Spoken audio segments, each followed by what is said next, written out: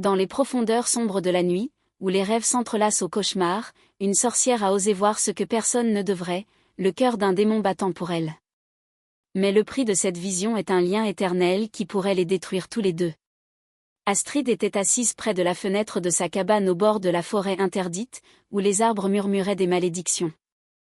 Elle était une sorcière bannie, rejetée par le village pour un don que personne ne comprenait. Ses rêves étaient plus vifs que la réalité, pleins de visions qui nourrissaient sa magie. Mais les dernières nuits étaient devenues une torture. Quelqu'un volait ses rêves, laissant un vide comme une terre brûlée.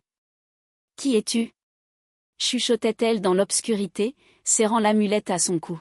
« Pourquoi précisément mes rêves ?» Intérieurement, elle bouillonnait de rage. On l'avait sous-estimée toute sa vie, fille d'une mère bannie, sans clan, sans pouvoir hormis cette maudite capacité. Et maintenant ce voleur d'ombre. Elle sentait sa présence, un vent froid glissant sur sa peau comme le toucher d'un fantôme. Cette nuit-là, le rêve arriva soudain.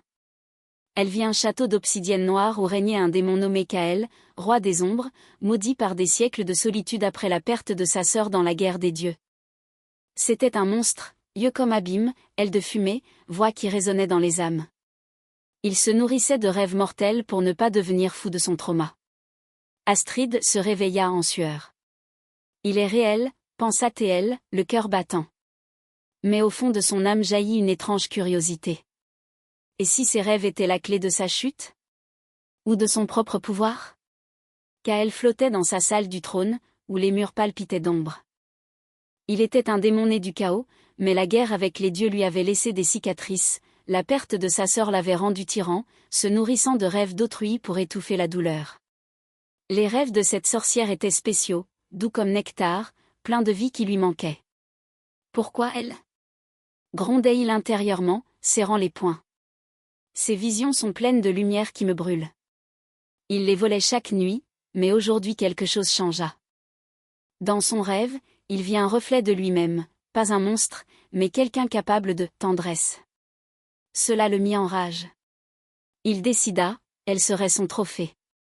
Par un ancien rituel, si un démon se voit dans le rêve d'un autre, cela crée un lien, mat-bon, un fil indestructible d'ombre et de magie. Astrid le sentit à l'aube, une ombre enroula son poignet comme un bracelet de fumée. « Non » cria-t-elle intérieurement. « Je ne suis pas une victime. » Elle lutta, tissant des sorts, mais le lien l'attirait vers son monde. La haine brûlait, il l'humiliait en volant